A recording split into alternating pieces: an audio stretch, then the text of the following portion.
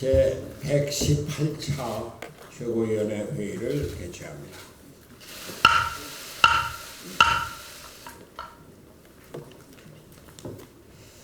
지난 10일 대법원이 우리 당의 김수민 의원과 박선수 의원에 대한 의혹 사건에 대해 무죄 판결을 확정했습니다. 사필 규정이고 진실이 규명된 것을 환영합니다. 김수민 의원님 축하드립니다. 3년이라는 시간 동안 말 못할 고초를 겪은 두 의원에게 축하와 위로의 뜻을 전합니다. 우리는 이 사건을 통해서 정치 개혁을 가로막는 기득권 세력의 방자한 자세를 똑똑히 확인할 수 있었습니다. 우병우 수석이 지휘하던 검찰은 수사를 시작한 지 한 달도 지나지 않아 관련 당직자를 구속하는 등 편파 수사를 자행했습니다. 조국 당시 서울대 교수 등 민주당의 논객들은 제3당 죽이기에 앞장섰습니다. 거대 양당의 적대적 공생에 의해 새정치를 열망하며 제3당을 탄생시킨 국민의 열망이 그 시작부터 짓밟힌 것입니다. 문재인 정권 역시 그와 같은 악습의 고리를 끊을 의지를 보이지 않아 우려스럽습니다. 국회 청문회에서 위증으로 논란이 되고 있는 윤석열 검찰총장 후보는 지난 2017년 청와대가 고검장급이던 서울중앙지검장을 검사장급으로 낮추면서까지 중요한 인사입니다. 차기 총장 후보로 거론되던 지난 4월에 문재인 대통령의 복심인 양정철 민주연구원장과 회동을 가졌다는 보도도 있습니다. 이러한 정치적 색깔이 강한 사람을 청와대가 무리해서 임명 강행한다면 이는 리베이트 의혹 사건과 같은 정치 검찰의 기획 사건이 또다시 발생할 수 있음을 예상케 하는 것입니다. 바른미래당은 무죄가 밝혀진 이번 사건의 가장 큰 피해자로서 문재인 대통령에게 당부하고 싶습니다. 윤석열 후보자에 대한 지명을 철회하고 정치적 중립성을 갖춘 새로운 후보를 찾아주기를 촉구합니다. 일본 문제에 대해서 또 한 말씀 드리지 않을 수가 없습니다. 일본 정부가 강제징용 문제 해결을 위한 중재위원회 설치에 대한 답을 줄 것을 요구한 기한이 일주일 앞으로 다가온 가운데 문제가 새로운 국면으로 접어들고 있습니다. 문재인 대통령은 지난 10일 대기업 30개사 총수들을 청와대로 불러 간담회를 가진 자리에서 경제보복 문제의 외교적 해결을 강조했습니다. 그러나 구체적인 해법이나 예상되는 피해에 대한 지원 대책 등에 대해서는 이야기가 없어 또다시 보여주기식 이벤트를 한 것이 아니냐는 비판이 제기되고 있습니다. 정부는 기업에 부담을 주어서는 안 됩니다. 기업을 반인 전선에 총알바지로 앞장세워서는 안 됩니다. 한일 간의 갈등은 정부가 외교적으로 풀어야 할 문제입니다. 문제의 본질에 대한 정부의 명확한 해법이 제시되어야 합니다.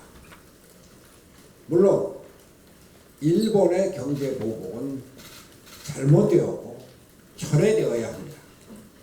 이 문제를 안보 갈등으로 끌고 가려는 아베 총리와 일본 고위층의 태도는 질타받아야 마땅합니다. 그러나 한국 정부는 징용자 배상 판결로 얘기된 갈등을 그 원점에서부터 해결하려는 모습을 보여주어야 할 것입니다. 마침 이낙연 국무총리가 일본 특사에 대한 질문에 부정을 하지 않고 청와대도 특사 파견에 융통성 있는 태도를 보이고 있다고 합니다. 제가 말씀드렸듯이 일본에 대한 특사 파견은 이제 국민 감정이나 도덕적 우위를 고집할 문제가 아닙니다.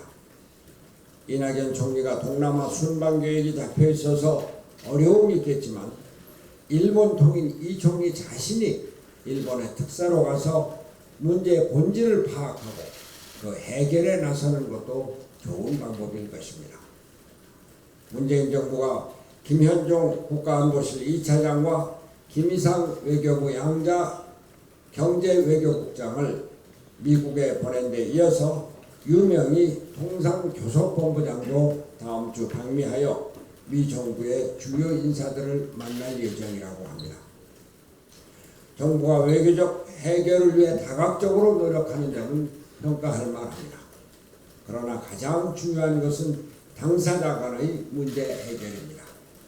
다시 말하지만 문제의 발단이 된 징용자 배상 판결에 대해 대한민국과 일본이 이해하고 합의할 수 있는 해결책을 강구하는 것이 첫째입니다. 진정성 있는 해결책 모색을 위해 일본 관련 전문가와 원로들의 지혜를 총동원해서 범국가적 비상대책기구를 조속히 구성해서 대응할 것을 거듭 촉구합니다. 정치권도 초당적으로 협력하여 지혜를 모아야 합니다. 지난 10일 제가 경제위기 극복을 위한 청와대와 5당 대표회담에 황교안 대표도 동참할 것을 당부한 바 있는데 어제 황교안 대표가 회동 제안을 거부했다고 합니다. 유감입니다. 지금은 정치적 유불리나 당리당략을 따질 때가 아닙니다. 글로벌 신용평가사인 스탠더드 앤 푸어스 S&P가 한국 대기업의 신용도가 부정적 사이클에 진입했다는 평가를 내놓았답니다. 올해 경제 성장률 전망치를 2.4%에서 2.0%로 낮추기로 했습니다. 우리 경제가 2%대 이하의 성장률로 하강하고 장기적인 침체기에 들어갈 위기에 처해 있습니다. 정치가 경제를 이끌지 않으면 안 됩니다. 국회 전체가 한 마음으로 앞장서서 국민 여론을 모아 위기를 극복해야 합니다. 일본의 경제 보복으로 인해 걱정과 불안에 휩싸여 있는 우리 국민을 생각해서라도 황교안 대표가 전향적인 자세로 나서기를 거듭 촉구합니다. 이상입니다. 지난주 교섭단체 대표 연설에 이어서 어제까지 정치, 경제, 사회 분야 대정부 질문이 차질 없이 마무리됐습니다. 오늘부터는 예산결산특별위원회가 전체 회의를 열고 본격적인 추가경정 예산안 심의에 들어가게 됩니다. 각 상임위별로 이루어지는 추경안 예비심사는 이번 주 들어 이미 시작된 상태입니다. 장기간에 걸친 파행으로 국민들에게 걱정을 끼쳐드렸던 국회가 이제 완전히 정상화됐습니다. 정상화 협상 과정에서 그리고 임시국회 일정이 진행되면서 우리 바른미래당이 모처럼 원내 3당으로서의 존재감을 드러내고 제 역할을 찾아간다는 과분한 평가가 나오고 있습니다. 어제는 일본의 수출 규제와 관련해서 우리 하태경 최고위원이 국민들의 마음을 시원하게 만드는 큰 거 한 방을 제대로 날렸습니다. 일본 정부의 주장과는 달리 그동안 북한에 전략물자를 밀수출해 온 것을 우리나라가 아니라 일본이었다는 일본 측 자료를 찾아서 공개했으며 큰 박수를 받았습니다. 이렇게 원내 활동이 주목을 끌 수 있었던 이유 중에 큰 이유는 그동안 우리를 괴롭혀왔던 당내 갈등이 혁신위원회 출범을 계기로 잦아들었기 때문입니다. 우리가 혁신하고 자강하고 화합하면서 남들은 못하고 바른미래당만 할 수 있는 일들을 열심히 하다 보면 반드시 당의 활로가 열리고 총선 전망이 창출될 것이라는 확신이 있습니다. 어제 주대한 위원장께서 납득하기 어려운 이유들을 말씀하시면서 전격적으로 혁신위원장 사퇴 의사를 밝혔습니다. 그간 혁신위원회에서 어떤 논의들이 있었는지는 모르겠지만 혁신위가 1차 혁신안을 의결한 직후 위원장이 사퇴 기자회견을 한 것은 혁신위가 스스로 내린 결정에 위원장 스스로 불복하는 모양새이기 때문에 몹시 유감스럽다는 말씀을 드리지 않을 수 없습니다. 더구나 혁신위원회 구성을 보면 최고위원들이 추천한 위원들이 오히려 소수인데도 마치 최고위원들이 배후에서 혁신위원회를 좌지우지한 것처럼 사실과 다른 말씀을 하면서 겨우 수습 국면에 들어선 당내 갈등을 부추기는 것에 대해 안타까운 마음을 금할 수 없습니다. 본인이 사퇴 의사를 밝힌 이상 위원장의 사퇴는 돌이킬 수 없는 일이 되었지만 장기간에 걸친 논의 끝에 어렵게 출범한 혁신위원회가 위원장 사퇴를 이유로 좌초되는 일은 상상해서도 안 될 것입니다.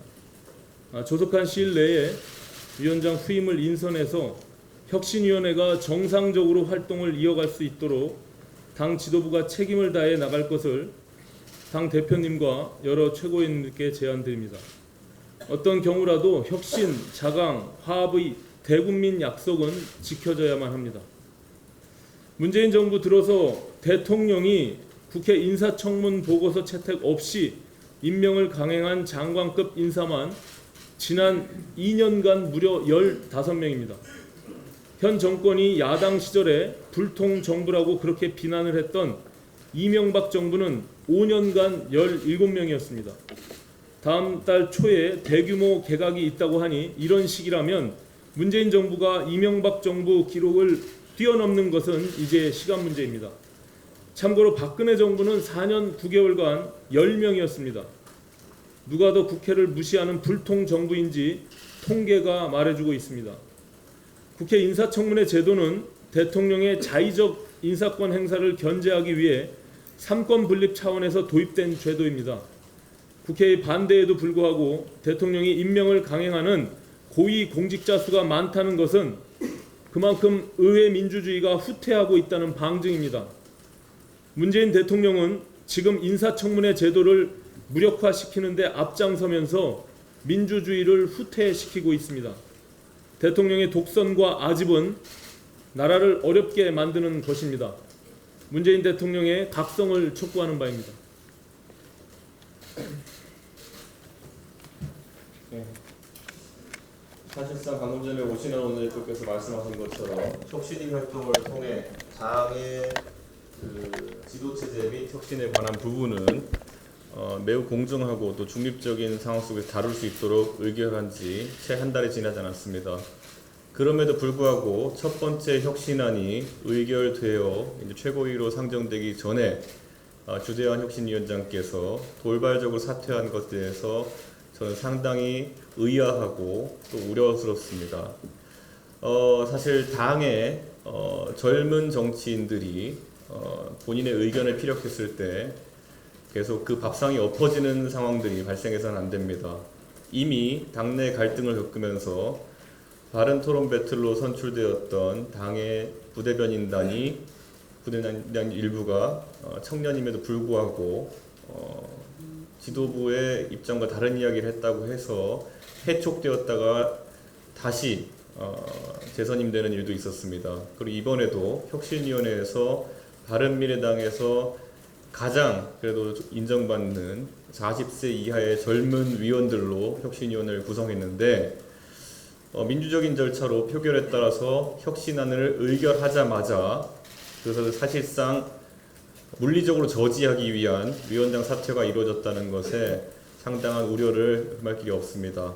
그리고 어제 위원장께서 사퇴하시면서 검은 세력 등의 언급을 한 것은 상당히 부적절한 언급이었다 이렇게 생각합니다. 이번에 혁신위원회를 선임하는 과정 중에서 혁신위원들은 개파를 막론하고 합의를 통해서 사실상 임명되신 분들이기 때문에 그런 발언을 하시려면 과연 검은 세력이 누구인지 명백히 밝히셔야 하고 저는 또 주재환 위원장께서 의결하신 이후에 절차적 문제점을 차후에 꺼낸 것은 그리고 하루가 지나서 그 다음날 꺼내셔서 사퇴하신 것은 저는 그거야말로 다른 방향에서의 검은 세력이 개입한 것이 아니냐라는 우려를 하고 있습니다.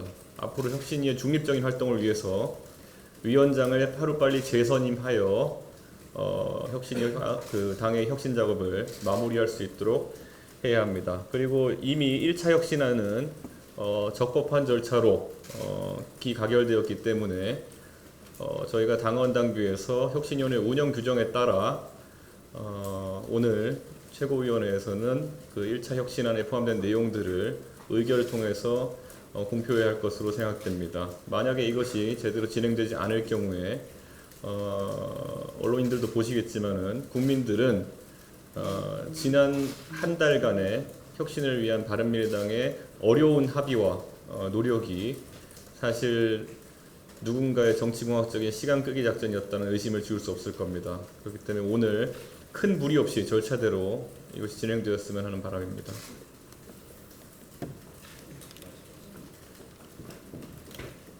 주대한 위원장의 사태는 정말 안타깝습니다.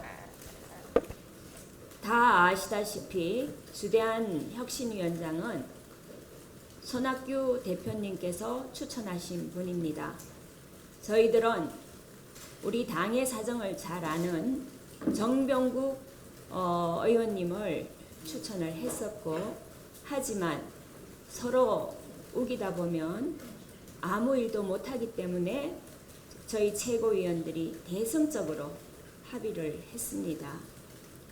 다행히 주대한 위원장님은 40세 이하의 기성 정치에 물들지 않은 우리 혁신위원들을 모아서 혁신위원회를 꾸렸습니다. 그래서 사실 기대를 많이 했습니다. 그리고 실제 혁신위원들도 열정을 가지고 임했고 주대한 위원장님도 그렇다고 저는 생각을 했습니다. 이 제안도 사실 혁신위원회 위원들에게 안을 제안을 해보라고 했고, 거기서 올라온 안을 가지고 새벽까지 토론을 했다고 들었습니다. 이 자리에는 주대한 위원장님이 같이 했었고요. 같이 결론을 냈었습니다. 그런데 새벽부터 사퇴를 결심하기까지 몇 시간 동안 무슨 일이 있었는지 모르겠습니다. 알고 싶습니다. 울산 시당 간담회에서 우리 손학규 대표님이 손학규 대표님과 유승민 의원님, 안철수 전 의원님이 같이 손을 잡고 다니면 5% 우리 지지율이 10% 갈 건데 이렇게 이제 분란을 일으킨다는 말씀을 하셨는데요. 그렇다면 5%에서 10% 그렇게 갈 수 있도록 손학규 대표님이 노력을 하셔야 됩니다. 어떤 안유 같이 손을 잡고 하려고 노력을 하셨는지도 잘 모르겠고요.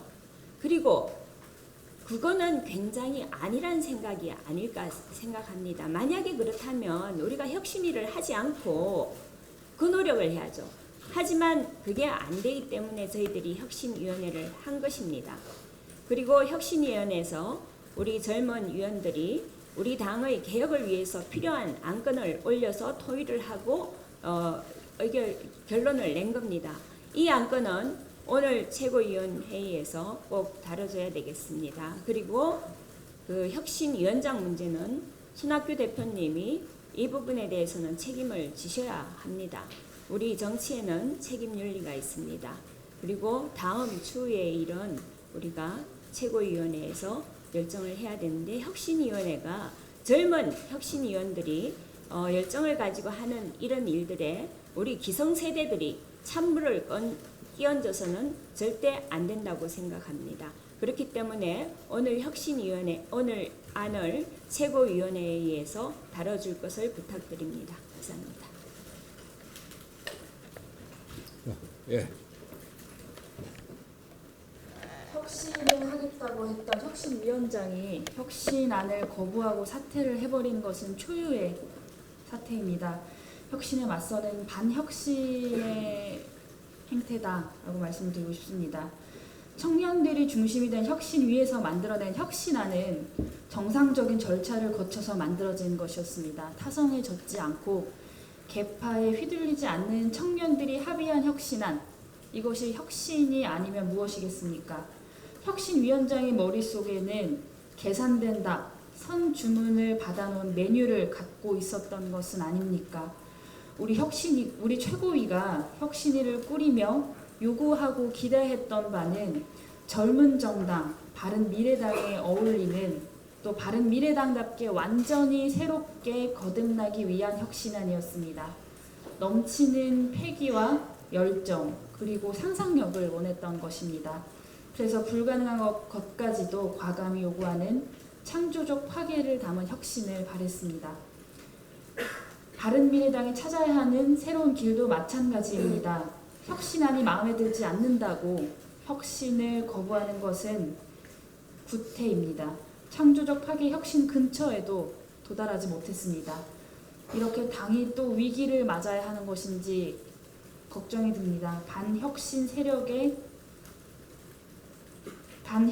세력의 저항에 굴하지 않고 혁신의 길을 찾아야 할 것이라고 생각합니다.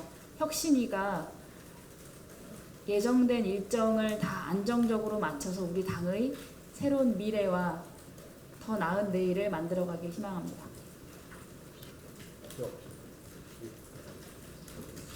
정책위장 최진입니다.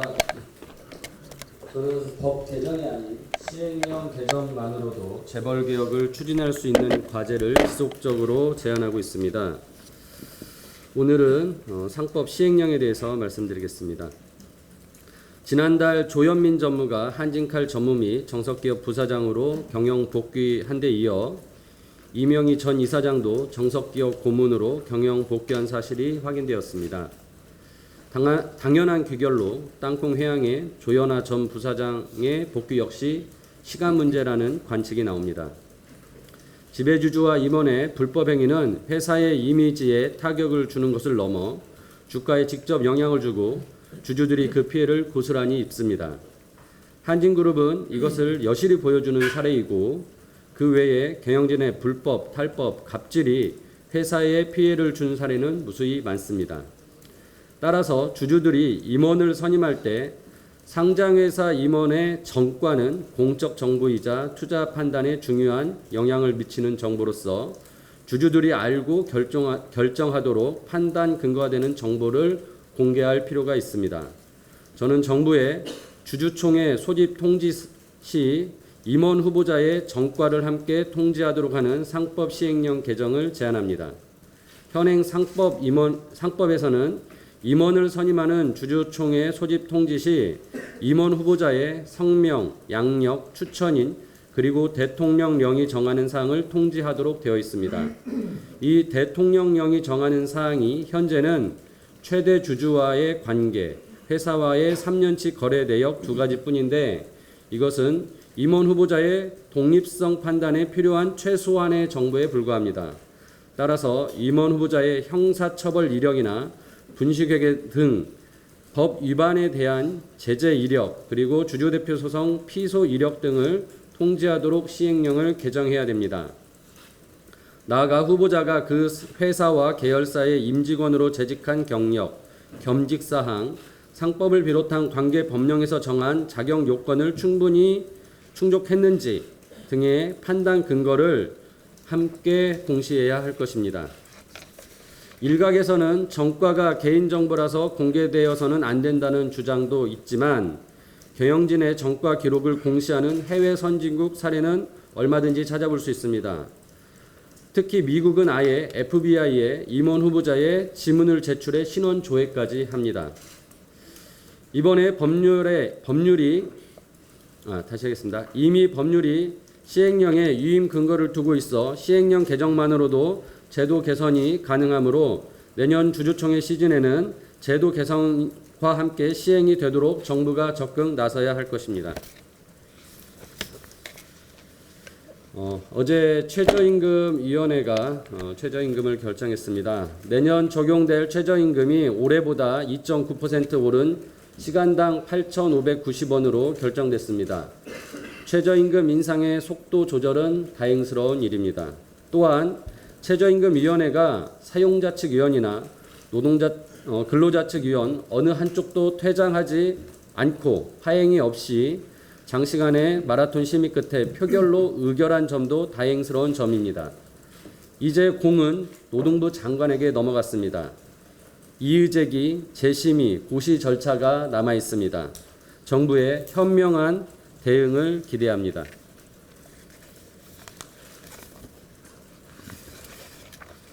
예, 아니 제가 하나 더 있습니다. 그제 국민의당 리베이트 사건에 대한 박선수, 김수민 의원 등 7명의 피고인 전원에 대한 무죄 판결이 확정되었습니다.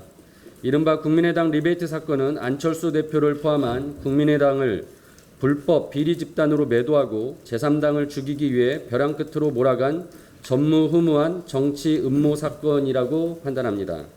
이 사건에 대해서 책임 있는 선관위, 검찰, 언론에 다음과 같이 촉구합니다. 첫째, 선관위의 정치적 의도가 확연한 강압적 조사와 무리한 고발에 대해서 철저한 진상 규명이 있어야 합니다. 둘째, 검찰의 책임 있는 조치가 있어야 합니다. 지금이라도 검찰은 무리한 수사와 기소에 관해서 진심으로 사과하고 수사권과 공소권을 남용한 것에 대해서 응분의 책임을 다해야 할 것입니다. 저는 법사위 위원으로서 추후 이 부분에 대해서 적극적으로 검찰의 책임을 묻도록 하겠습니다. 셋째, 당시의 언론사들의 보도에 대해서도 언론사들은 정정 보도 및 진솔한 반성 그리고 책임 있는 조치가 있어야 할 것입니다. 이번을 계기로 바른미래당은 국민께 신뢰받는 정치를 하는데 최선을 다하겠다고 말씀드립니다. 이상입니다. 예, 문병호 지구위원입니다. 그동안 최고위가 싸움을 안 하니까 카메라가 많이 안 오더니 오늘은 싸움이 될 것 같으니까 카메라가 많이 온 것 같습니다. 근데 오늘 뭐 별로 싸움이 될 것 같지 않습니다. 기자분들 너무 기대하지 마십시오. 주대한 혁신위원장의 사퇴 소식에 안타까움과 당혹감을 느꼈습니다. 주 위원장께서는 혁신위에서 바른미래당의 총선 승리를 위한 미래 비전과 전략을 만들기를 바랬지만 혁신위가 계파 싸움의 대리 전장화되고 있다고 판단하고 사퇴를 한 것으로 보입니다.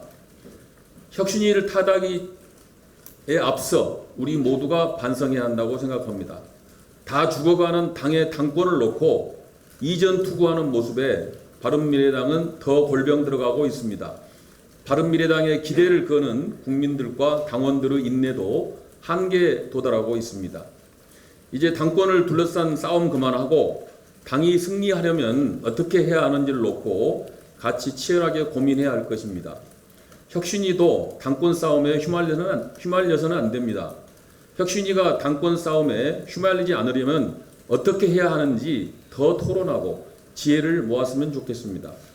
혁신위가 지도체제 개편을 1호 의제로 선정한 것은 혁신위가 당권을 잡기 위한 계파 싸움에 빠져 있다는 논란을 불러일으킬만 했습니다.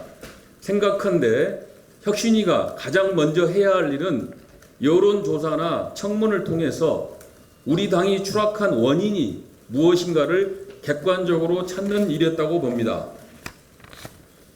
당이 추락한 원인을 객관적으로 찾는 일을 하기도 전에 지도체제 개편을 1호 안건으로 상정하는 혁신위를 누가 객관적이고 공정하다고 하겠습니까?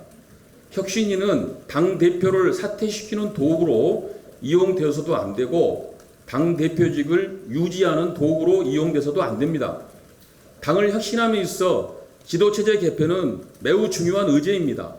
그러나 지금 우리 당의 위기를 돌파함에 있어 지도체제 개편보다 더 중요한 의제가 당 정체성과 당 노선이라고 생각합니다.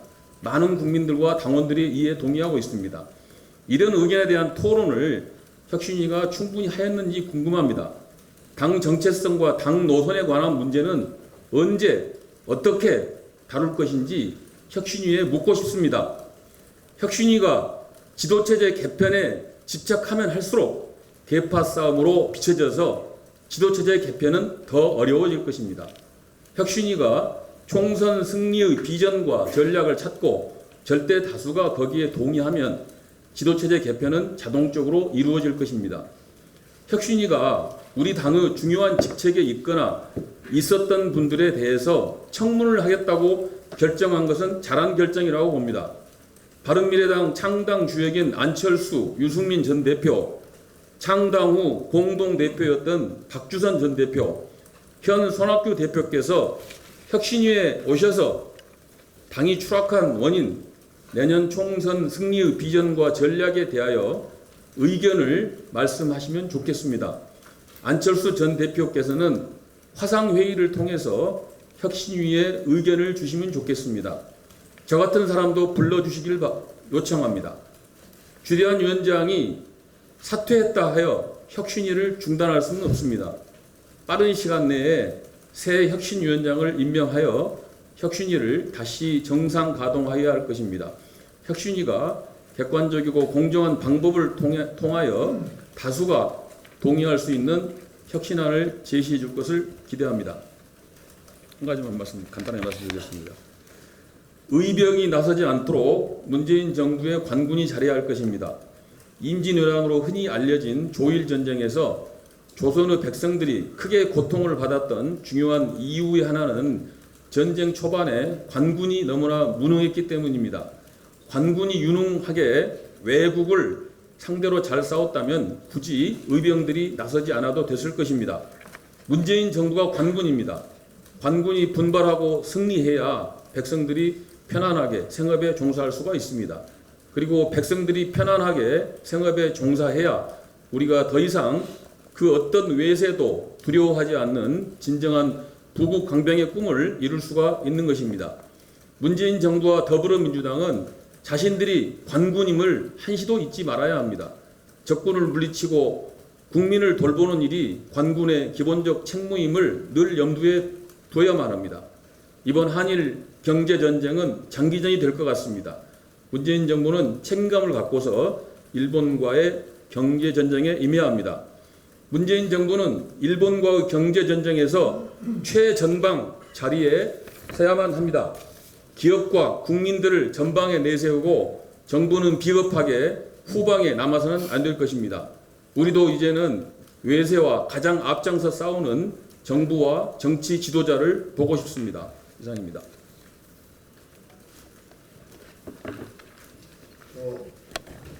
다른 공개관을 없으시면 공개로